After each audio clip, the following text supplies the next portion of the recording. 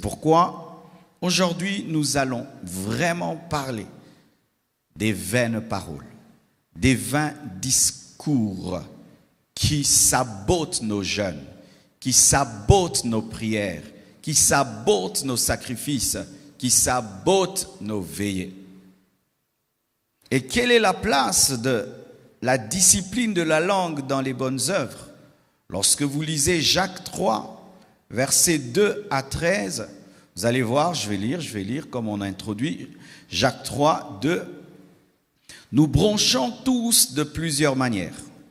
Si quelqu'un ne bronche point en parole, c'est un homme parfait, capable de tenir tout son corps en bride. Si nous mettons le mors dans la bouche des chevaux, pour qu'ils nous obéissent, nous dirigeons aussi leur corps tout entier. Voici même les navires, qui sont si grands et que poussent les vents impétueux, sont dirigés par un très petit gouvernail au gré du pilote. De même, la langue est un petit membre et elle se vante de grandes choses. Voici comment, comme un petit feu peut embraser une grande forêt, la langue aussi est un feu. C'est le monde du péché, de l'iniquité. La langue est placée parmi nos membres, souillant tout le corps et enflammant le cours de la vie, étant elle-même enflammée par la gêne, par l'enfer. Toutes les espèces de bêtes et d'oiseaux, de reptiles et d'animaux marins sont domptés et ont été domptés par la nature humaine. Mais la langue, aucun homme ne peut la dompter. C'est un mal qu'on ne peut réprimer. Elle est pleine d'un venin mortel. Par elle, nous bénissons le Seigneur notre Père. Et par elle, nous maudissons les hommes faits à l'image de Dieu, la même langue.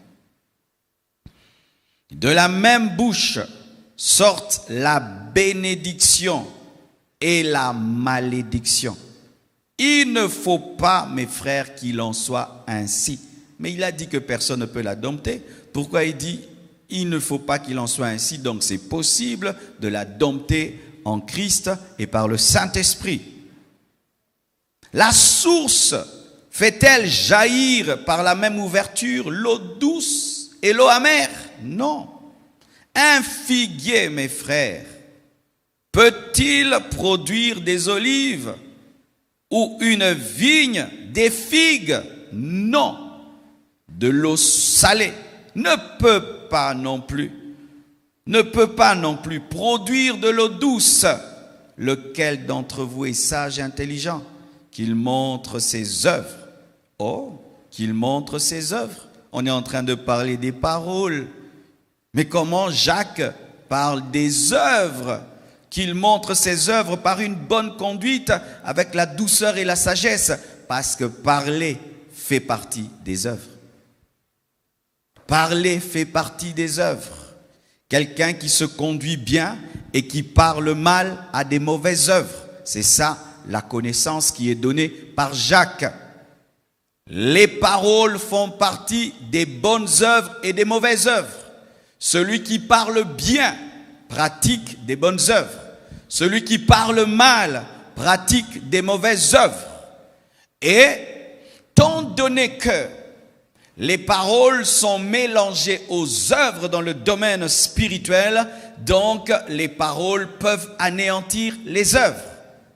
Comme je te donne et puis je t'insulte, j'ai détruit mon don.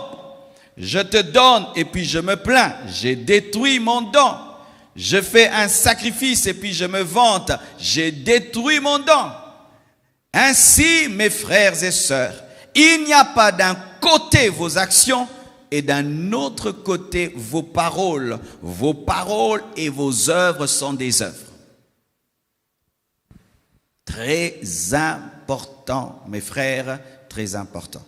Si tu oublieras tout ce que j'ai prêché dans ce jeûne, n'oublie pas le message de ce soir. Et je prendrai tout mon temps afin que tu comprennes, parce que tu risques toute ta vie de tourner en rond, de remplir et puis tu perds. Tu remplis et puis tu perds. Tu remplis et tu perds. Tu reçois et puis tu perds. Tu reçois et puis tu perds. Tu vas accuser les pasteurs, accuser les églises. Tu vas changer d'église et changer d'église. Mais ta vie sera toujours la même parce que c'est la même Bible qu'on te prêchera dans toutes les églises. Pourquoi donc je parle des paroles, des vaines paroles dans ce thème, la puissance des bonnes œuvres? Parce que les paroles sont des œuvres selon Jacques. Pourquoi je parle des paroles dans ce jeûne? Parce que les paroles déterminent la puissance d'un jeûne. Tu ne peux pas à la fois utiliser ta bouche quand tu pries dans les jeûnes et aussi tu l'utilises pour insulter alors que tu jeûnes. Ça anéantit toutes tes prières.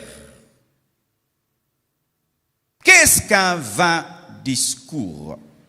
Osée 10, verset 4. Qu'est-ce qu'un vain discours ou une vaine parole? Osée 10, verset 4, la Bible dit, il prononce des paroles vaines, des serments faux, lorsqu'il conclut une alliance. Aussi le châtiment germera comme une plante vénéneuse dans les sillons des champs. 2 Timothée 2, versets 16 à 18, complète la définition. Évite les discours vains et profanes, car ceux qui les tiennent avanceront toujours plus dans l'iniquité. Et leur parole rongera comme la gangrène. De ce nombre sont Hyménée et Philette, qui étaient dans l'église, qui se sont détournés de la vérité, disant que la résurrection est déjà arrivée. Ils prêchaient des fausses doctrines et qui renversent la foi des autres et la foi de quelques-uns. 3e verset pour comprendre. Éphésiens 4, verset 29 à 32. Qu'il ne sorte de votre bouche aucune parole mauvaise, aucune, pas même une seule, aucune parole mauvaise. Mais s'il y a lieu, quelques bonnes paroles qui servent à l'édification et communiquent une grâce à ceux qui l'entendent. Ce sont les seules paroles qui doivent sortir de la bouche d'un chrétien. N'attristez pas le Saint-Esprit de Dieu, par lequel vous avez été scellés pour le jour de la rédemption. Que toute amertume, toute animosité, toute colère, toute clameur, toute calomnie et toute espèce de méchanceté disparaissent du milieu de vous. Soyez bons les uns envers les autres, compatissants, vous pardonnant réciproquement comme Dieu vous a pardonné en Christ. Qu'est-ce qu'une vaine parole? Qu'est-ce qu'un vain discours? C'est une parole remplie de mensonges. Lorsque seulement il y a le mensonge dans ce que tu dis, c'est une vaine parole, un vain discours. Combien de fois tu as menti dans le jeûne? Et d'ailleurs, tu es dans un mensonge pendant que tu jeûnes. Calomnie, c'est une parole rempli de calomnie. C'est lorsque tu dis et tu racontes des choses sur les autres qui sont fausses. Tu dis quelque chose qui n'est pas fondé, qui n'est pas vérifié, tu calomnies. Quand tu es dans la calomnie et tu jeûnes, tu pries, tu perds ta bénédiction. Le colportage, aller ça et là, raconter des mauvaises choses, passer de maison en maison, appeler les gens, parler des choses mauvaises, envoyer des photos, des vidéos, des mauvaises choses. Le colportage. Comment as-tu utilisé ton téléphone pendant ce jeûne et même après ce jeûne? Parce qu'aujourd'hui, nous colportons sérieusement au téléphone. Les demi-vérités. Certains ne mentent plus à 100%. Et ils ne disent plus la vérité à 100%. Ils sont toujours au milieu et ils appellent ça la sagesse. Les moqueries sont des vaines paroles.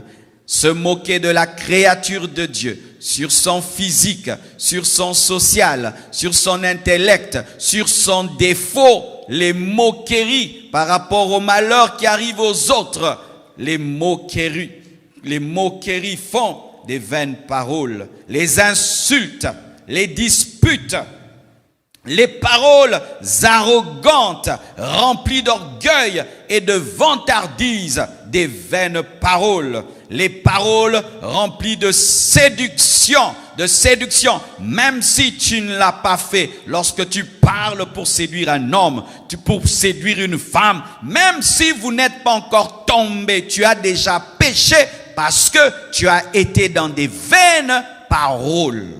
Les flatteries, les chrétiens ne flattent pas, ils disent la vérité. Quand tu es un flatteur, tu es dans les vains discours. Et certains chrétiens vivent de flatterie comme des païens. Ils ne font que glorifier les autres. Même si tu ne mérites pas ce compliment, ils te le donnent. Même si... Frère, les gens appellent ça, je le complimente. On complimente ce qui existe. Amen. On complimente ce qui existe. Et beaucoup d'autorités sont détruites aujourd'hui à cause des flatteurs qui leur disent toujours c'est bon, et ils te payent, c'est bon, et ils te donnent, ils t'aident. Tu vis dans des vains discours. Et beaucoup de prédicateurs aujourd'hui sont des flatteurs. Ils n'aiment pas déranger les consciences des gens. Ils aiment tout le temps les amens, les gloires à Dieu, que les gens soient debout quand ils prêchent. Et ils connaissent les péchés. Ils parlent jamais du péché. Ils parlent jamais de repentance. Motivation. La flatterie. Comment tu sais que les gens vivent mal? Tu prêches là-bas, alors que le problème est là. C'est la flatterie. On ne veut pas avoir une assemblée calme pendant qu'on prêche. On ne veut pas avoir des gens qui quittent l'église parce que le message les a touchés. Des gens qui t'insultent parce que tu as prêché. Il faut seulement dire des choses que les gens aiment. Comme ça, ils disent, je t'aime beaucoup, hein. Tu prêches bien. Les flatteries. Les flatteries ont changé. Beaucoup de messagers de Dieu en vains discoureurs qui parlent. Personne n'est changé. Qui parle. Personne n'est transformé. Qui parle. Personne ne prend une décision de se consacrer à Dieu. Des vains discours. Les insanités dans les paroles. Les vulgarités. Aujourd'hui, presque tout le monde devient vulgaire. Des insanités de partout et de partout tombent sur nous. Et de sorte que même les chrétiens, quand ils parlent de manière vulgaire. Des insanités, des choses impures dans le langage. Comment tu dis toujours des choses impures et sales? Tu te retrouves toujours dans des choses impures et sales. Les gens, d'ailleurs, prient pour que tu ne parles pas. Parce qu'il y a toujours une insanité qui sortira. Les vaines paroles. Les vulgarités. L'impudeur dans le langage. L'impudeur quand tu parles aux femmes. L'impudeur quand tu parles aux hommes. L'impudeur diminue la puissance. L'indiscrétion. Lorsqu'on te confie des secrets, tu ne sais pas les garder. Tu sais que quand tu révèles les secrets des autres, tu perds la puissance en les révélant. Oui, révéler les secrets des autres te fait perdre la puissance. Beaucoup de gens pensent qu'ils perdent la puissance que dans l'adultère et dans l'impudicité. C'est pourquoi là-bas, tout le monde est concentré. Moi, je ne fais pas ça. Mais il n'y a pas que là-bas que ça part. La bouche fait sortir la puissance. L'indiscrétion. Quelqu'un a confiance en toi. Il te dit et il pense que tu vas le garder, le cacher. Non, à peine il est parti, tu appelles et tu divulgues. Tu as perdu pas seulement le secret, tu as perdu la puissance.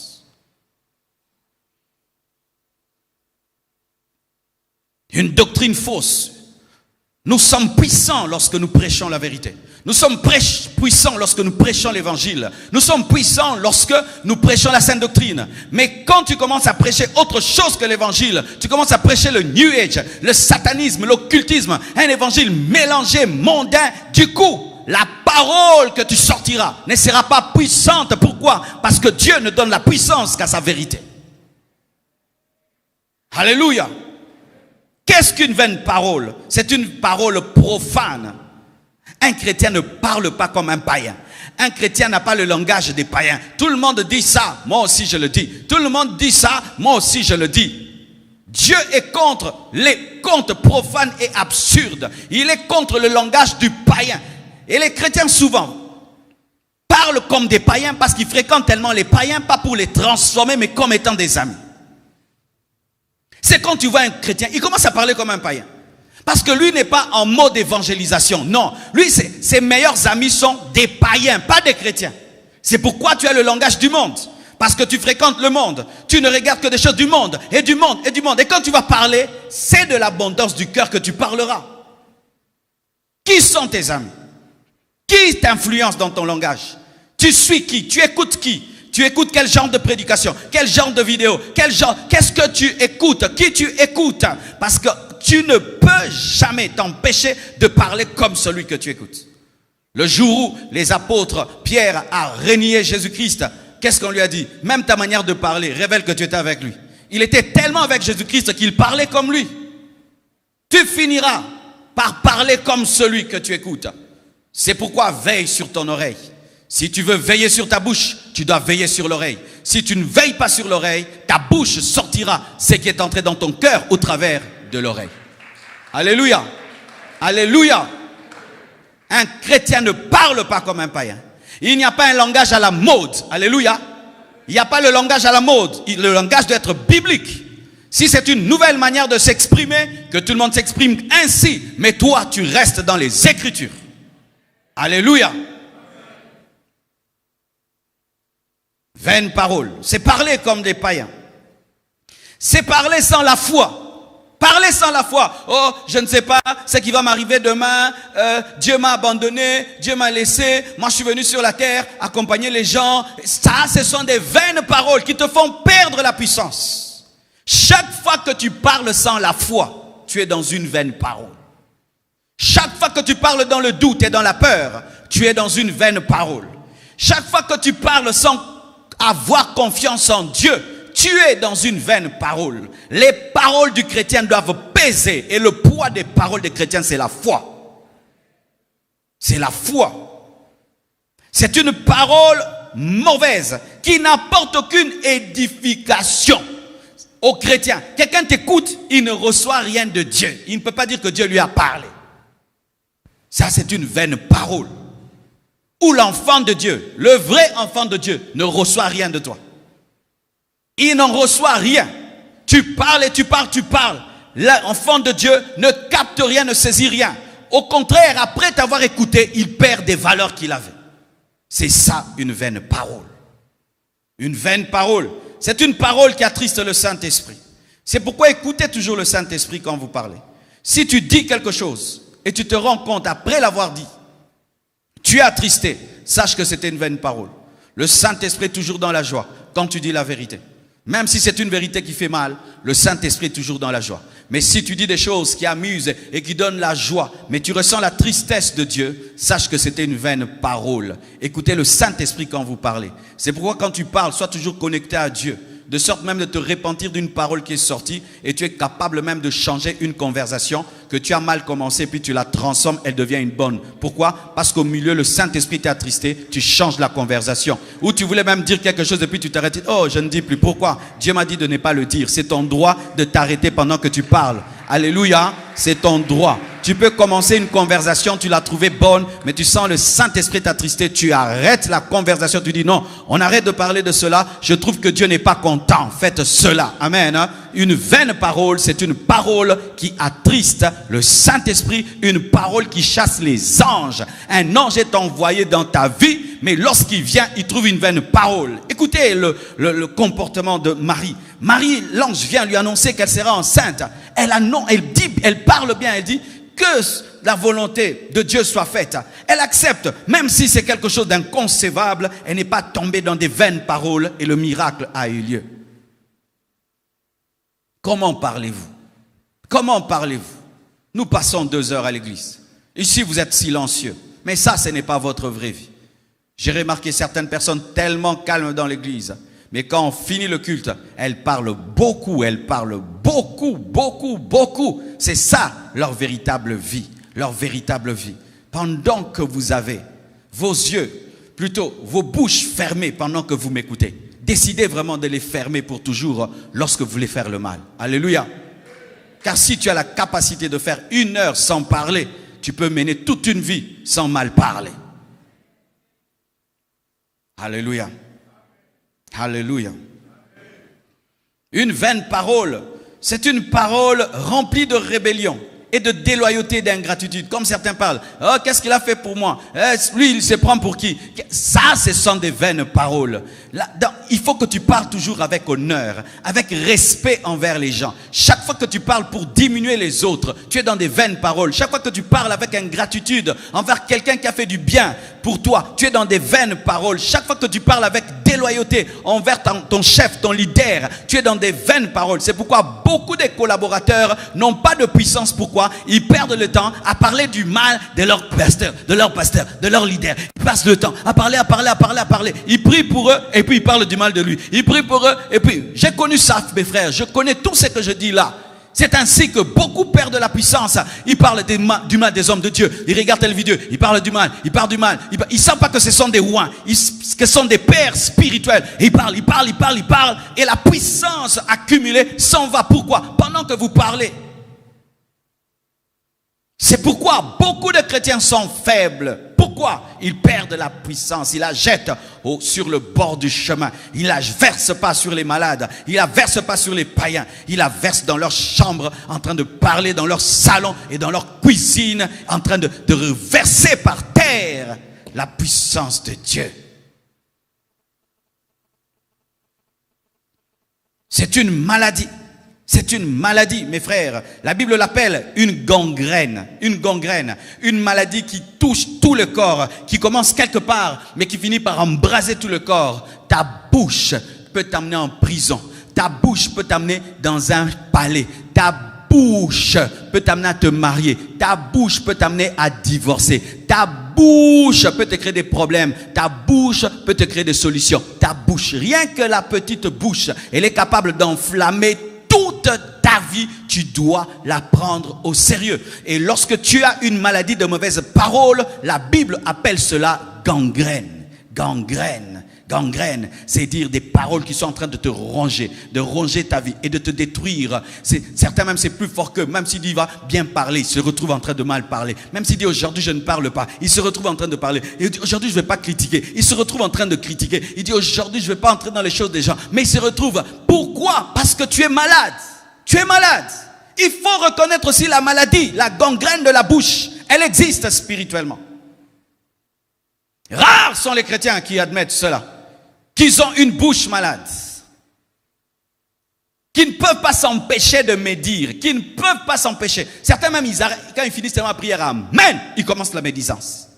On dit seulement amen après le culte, ils commencent la médisance, en plein temple. Une maladie. Un malade qui s'ignore ne va pas à l'hôpital. Et si tu considères que c'est normal, parce que souvent les gens qui ont des bouches malades pensent que tout le monde a une bouche malade. C'est comme ça que ces personnes se calment. Ah non, tout le monde parle comme moi. Non, tout le monde ne parle pas comme toi. Tout le monde ne passe pas son temps à parler du mal. Tout le monde ne passe pas son temps à scruter la vie des autres. Tout le monde ne passe pas son temps à médire, à colporter, à calomnier. Tout le monde n'est pas comme toi. Tu es unique. Tu n'y crois pas. Pourquoi? Parce que tu te calmes en disant que tout le monde le fait, hein. Tout le monde doit le faire. Tout le monde le fait. Et même si tout le monde le fait, pourquoi tu ne peux pas être différent? Tout le monde le fait, c'est pourquoi tout le monde n'a pas de puissance. Alléluia. Alléluia. Arrives-tu à dire je ne dirai pas et tu ne dis pas? Arrives-tu à dire ça je n'entrerai pas et tu n'entres pas? Arrives-tu à dire je ne dirai rien sur cette affaire et tu ne dis pas? Arrives-tu à dire je n'ajouterai rien et tu n'ajoutes pas? Arrives-tu à le faire? Arrives-tu à t'arrêter lorsque tu parles mal? Arrives-tu à retirer une parole lorsque tu sens que tu vas détruire? C'est une maladie spirituelle. Et il y a un mot terrible qui est donné par Jacques, c'est le feu de l'enfer. Le feu de l'enfer. L'enfer n'est pas encore inauguré, mais il y a déjà son feu sur nos langues. C'est ce que la parole de Dieu dit. Il n'y a personne en enfer, mais le feu de l'enfer est sur nos langues. Et c'est une déclaration forte et unique dans la Bible. Cherchez. Frères, sœurs, c'est-à-dire que l'enfer commence dans la bouche. Dans la bouche, l'enfer commence dans la bouche. Un homme qui ne prend pas au sérieux sa bouche finira en enfer. C'est ce que Jacques dit. Nous n'irons pas en enfer seulement par l'impudicité et l'adultère, Église. Un homme peut aller en enfer à cause de sa langue, à cause du mensonge, des colportages, des médisances, des moqueries. Un homme peut aller en enfer parce qu'il a détruit la réputation d'un autre. C'est aussi la parole. Mal parler, c'est aussi un péché comme l'adultère et l'impudicité. Le feu de l'enfer est sur la langue. Et le feu du Saint-Esprit aussi est sur la langue. Tout dépend de ce que tu dis. Tout dépend de ce que tu dis. Quand tu parles vérité, tu parles la parole, le feu du Saint-Esprit sur ta langue. Quand tu es dans le mensonge, dans des fourberies, des demi-vérités, le feu de l'enfer est sur toi. Une partie de toi est déjà en enfer. C'est ce que la Bible dit. Une partie de toi est déjà en enfer lorsque tu ne sais pas parler. Une parole vaine, c'est une parole vide et creuse.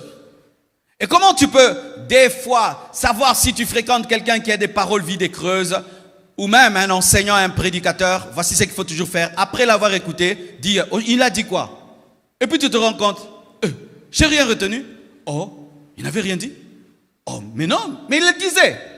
Oh, il n'a rien dit. Vous voyez, c'est comme le pain qu'on vend ici à Kinshasa. Il est gros comme ça, le carré. Mais si tu l'ouvres dedans, il n'y a rien. Il y a des gens qui ont des paroles comme ça. Après, il n'a rien dit. Une chose qu'il devait dire en 1 seconde, il a dit en 10 minutes. Des paroles vaines. Pourquoi tu ne parles jamais comme ça? Tu es toujours là. Tu dis ça, et puis tu dis ça, et dis ça. Souvent, les menteurs sont comme ça. Tu ne dis jamais les choses directement. Tu commences ici, et puis tu vas là, et puis tu retournes là, et puis tu vas là. Et après, on ne sait même plus ce que tu as dit. Tu vas visiter les gens sans but, sans objectif, pour papoter, papoter, papoter. Des paroles vides, sans rien, sans contenu, rien d'édifiant. Aucune connaissance, aucune réprimande, aucune exhortation, rien, aucun conseil, rien. Hein, tu sais. Fini la conversation. Des paroles vides. Une parole vide creuse. C'est ça, mes frères, que Dieu ne veut pas en toi. Pas seulement par rapport aux jeunes, non, pour toute ta vie. Pour toute ta vie, parce que des fois nous pensons que les prédications sont circonstancielles. Hein, c'est pour le jeune, pour Alpha 40. Non, pour toute ta vie. Évite les vaines paroles, évite les vains discours. Ne veille pas seulement sur tes mains, sur tes yeux, sur ton corps. Non, veille aussi sur ta bouche, parce qu'elle est des fois même plus dangereuse que tes mains. Plus dangereuse. Il y a des gens qui n'ont jamais tapé, mais qui ont toujours insulté. Entre taper et insulter, c'est plus facile. C'est plus facile. Le péché de la langue est très facile. C'est pourquoi plusieurs demeurent dans le péché de la langue. Quelle est l'origine des discours vains et des vaines paroles? Ésaïe 6, versets 6 à 7. La Bible dit ceci. Nous entendons l'orgueil du superbe Moab, sa fierté et sa hauteur, son arrogance et ses vains discours. C'est pourquoi Moab gémit sur Moab, tout gémit. Vous soupirez sur les ruines de Kir Hareset, profondément abattu. Jérémie 48, 29 à 31. Nous connaissons l'orgueil du superbe Moab. On répète la même chose. Ésaïe le dit, Jérémie le dit aussi. Sa hauteur, sa fierté, son arrogance et son cœur altier. Un cœur altier, c'est un cœur orgueilleux. Je connais, dit l'Éternel, sa présomption et ses vains discours. et ses œuvres de néant. Vous voyez, on met ensemble les vains discours et les œuvres vides et les œuvres de néant. Les vains discours et les œuvres vaines sont mises ensemble. C'est pourquoi je gémis sur Moab, je gémis sur tout Moab, on soupire pour les gens de Kir Héres. Éphésiens 4, verset 6. Que personne ne vous séduise par des vains discours, car c'est à cause de ces choses que la colère de Dieu vient sur les fils de la rébellion. N'ayez donc aucune part avec eux. Pas seulement avec les impudiques, même les gens qui sont dans des vains discours, la Bible dit, n'ayez donc aucune part avec eux. Un chrétien qui vit dans la sanctification ne peut pas être l'ami d'un chrétien songi. Un chrétien qui vit dans la sanctification ne peut pas être l'ami de quelqu'un qui parle du mal des gens à longueur de journée. Jamais! Les amis que tu tolères révèlent ta sanctification. Tu ne peux pas être mon ami, tous les jours tu parles du mal de mon pasteur. Tu ne peux pas être mon ami, tous les jours tu parles du mal des gens. Tu me rapportes que des choses. Donc après t'avoir écouté, je sens que je perds même ma pureté. Tu ne peux pas être mon ami. Comment pouvez-vous garder des gens qui, après leur visite, emportent toute l'onction, emportent toute la concentration? Comment peux-tu garder dans ta vie des personnes qui t'enlèvent la parole, la crainte de Dieu, l'amour des gens? N'ayez donc aucune part avec eux. 1 Timothée 1, verset 6 à 7. Quelques-uns, s'étant détournés de ces choses, de la sainte doctrine, se sont égarés dans des vains discours. Ils veulent être docteurs de la loi et ils ne comprennent ni ce qu'ils disent ni ce qu'ils affirment. D'où viennent les vains discours et les vaines paroles? Les vains discours et les vaines paroles proviennent de l'ignorance. Beaucoup de gens disent des vaines choses parce qu'ils ne connaissent pas. C'est pourquoi il faut toujours avoir l'humilité. Quand tu ne connais pas une chose, ne l'affirme pas. Quand tu n'as pas fait des recherches sur quelque chose, n'affirme rien. Sinon, tu seras dans des vains discours. Tu ne peux pas parler avec affirmation et assurance d'une chose que tu n'as pas vérifiée, une chose que tu n'as pas apprise. Prenez toujours le temps. Ayez l'humilité, mes frères, de dire « je ne sais pas ». Ça, je ne connais pas. Ça, je ne sais pas. Ça, je ne maîtrise pas. L'ignorance. Le fait aussi d'accepter une séduction spirituelle ou la séduction du monde. Lorsque tu commences à laisser le diable te sortir de la vraie parole, de la vraie doctrine, ton langage va changer. Quand un chrétien, on l'enseigne, on dit non, tu peux pécher comme tu veux, tu iras au ciel. Tu vas voir, il va changer de langage. Quand on enseigne à un chrétien, les hommes de Dieu sont comme nous, tu vas voir, il va changer de langage. Quand on enseigne à quelqu'un, oh, allez à l'église, c'est quoi? Nous tous, nous sommes les temples de Dieu. Tu vas voir, il va changer le langage par rapport à l'église. La connaissance, une fausse doctrine peut changer ton langage. Des nouvelles connaissances peuvent changer ton langage. Car l'homme dit ce qu'il connaît. Qu'est-ce que tu es en train d'apprendre? Tu apprends des choses qui purifient ta bouche ou des choses qui abîment ta bouche. Tu vas voir, tant que quelqu'un n'a pas dit du mal de toi auprès d'un autre, il va te traiter avec respect. Mais quand on va dire du mal de toi auprès de quelqu'un, tu vois sa manière de parler change. Pourquoi? C'est qu'il a entendu. Il faut te détourner plutôt. D'où viennent les mauvaises paroles? Les mauvaises paroles viennent de la séduction spirituelle et la séduction du monde. Lorsque tu commences à aimer le monde, tu commences à aimer la terre, tu vas voir, tu vas changer de langage. Ok, vous battez-vous, battez-vous pour aller au ciel. Nous régnons sur la terre. Tu vas avoir de tels langages. Vous ne faites que prêcher le ciel. Tu vois un chrétien qui est en train de dire ça. Vous ne faites que parler du ciel. C'est lorsqu'il commence à aimer le monde, comme si Paul pouvait parler ainsi. Quand tu regardes le monde, qu'est-ce que tu vois? Tu vois quelque chose qui est appelé à détruire? À être détruit, un lieu de pèlerinage que tu vas quitter un jour, ou c'est ça, le tout pour toi, c'est la terre. Qu'est-ce que tu vois quand tu vois la terre? Quand tu vois les maisons, les voitures, quand tu vois la richesse, la gloire de ce monde, qu'est-ce que tu vois? Tu vois que c'est ta destination finale ou tu vois une escale? Lorsque le monde séduit le chrétien, sa bouche change de langage. La rébellion à Dieu. Comment on détecte un rétrograde? Sa manière de parler.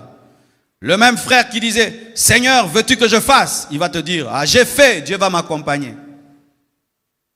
Lorsque quelqu'un perd son premier amour, sa bouche commence à le révéler. Sa manière de parler commence à changer.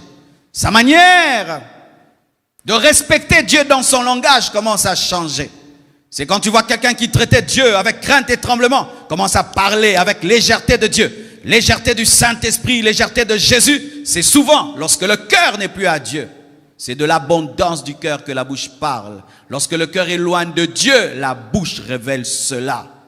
C'est pourquoi, frères et sœurs, ne parlez jamais pour parler. Lorsque tu parles devant une personne mature qui connaît ces choses, te juge au moyen de tes paroles. Ne dis pas, j'avais parlé en vain. Non, tu ne peux pas parler en vain. On parle toujours parce qu'on est quelqu'un dedans. Alléluia. Les vaines paroles proviennent de la rébellion à Dieu, du manque de sagesse. Certains, c'est seulement, il n'est pas sage. Il ne sait pas parler. C'est pourquoi la Bible dit, demandez la sagesse. Alléluia. Demande la sagesse. Dis, Seigneur, apprends-moi à parler. Seigneur, donne-moi la sagesse. Et d'autres, ce sont des personnes qui sont en colère tout le temps. Dernièrement, on était en train de rentrer à la maison. Et il y a un monsieur, nos phares l'avait ébloui. Et il est venu, il nous a insultés. Il nous a insultés. Pourquoi? Il est en colère. Et il insulte, il ne sait même pas qui il a insulté. As-tu un cœur rempli de douceur, un cœur rempli d'amour? Les cœurs remplis d'amour et de douceur parlent bien. Mais quand tu es en colère en permanence, tu es sans douceur, tu seras toujours là en train de blesser les autres au travers de tes paroles. Et ce n'est pas bon que dans l'église, tu aies un tel témoignage. Le frère là, je l'évite, il a de ces langages. La sœur là, je l'évite, elle ne sait pas parler aux gens. Et arrêtez de vous justifier quand à l'église on vous dit que vous ne savez pas parler aux gens. Corrigez cela, corrigez cela. Corriger, ça va bloquer ta vie, ça va bloquer ta destinée, ça va bloquer ta vie, bloquer ta destinée. Parce que la personne A que tu as blessée connaît la personne B, la personne C, et tout un groupe de personnes va t'éviter.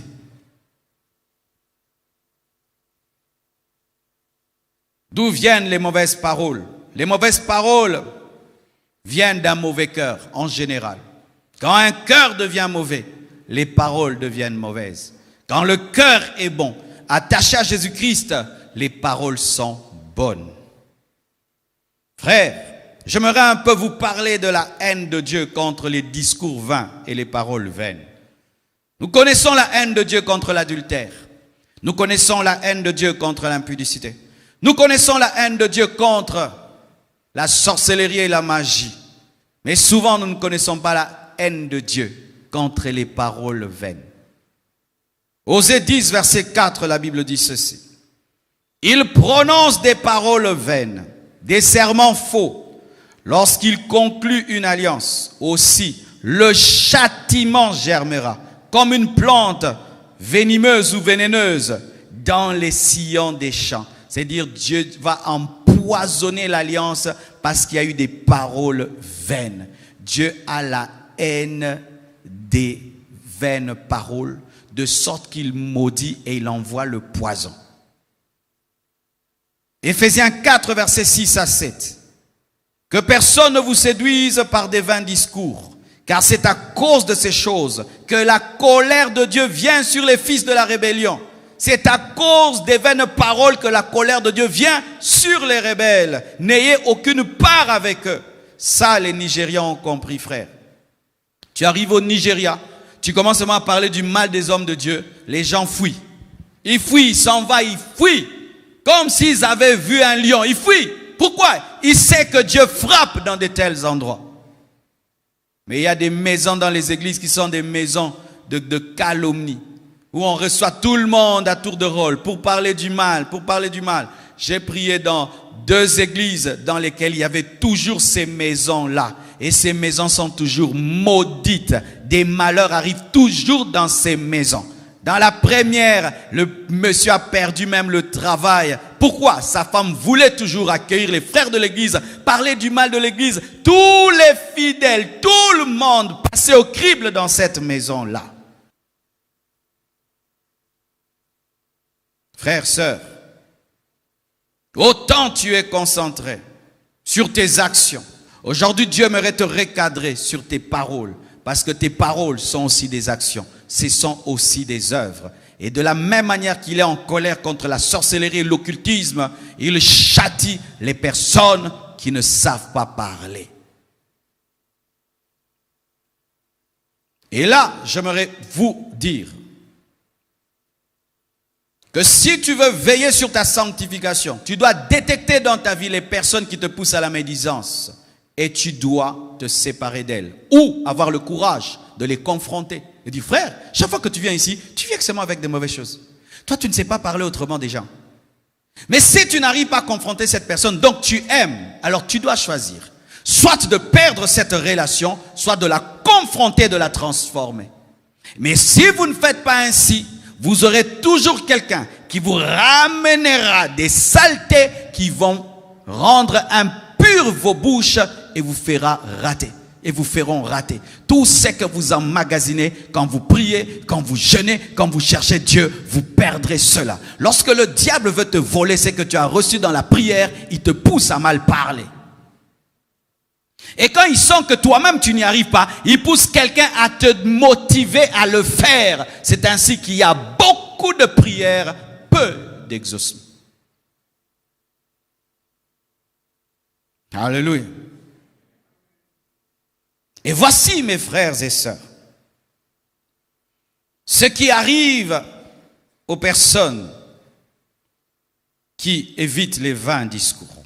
Je vais parler de 3 choses seulement, les avantages. Ésaïe 58, verset 13, la Bible nous dit, « Si tu retiens ton pied pendant le sabbat, pour ne pas faire ta volonté à mon saint jour, si tu fais du sabbat tes délices, pour sanctifier l'Éternel en le glorifiant, et si tu l'honores en ne suivant point tes voies, en ne te livrant pas à tes penchants et à des vains discours, verset 14, alors, conséquence, alors, tu mettras ton plaisir à l'Éternel. Et je te ferai monter sur les hauteurs du pays. Je te ferai jouir de l'héritage de Jacob ton père, car la bouche de l'Éternel a parlé. C'est après que tu aies veillé sur ta bouche que Dieu te promet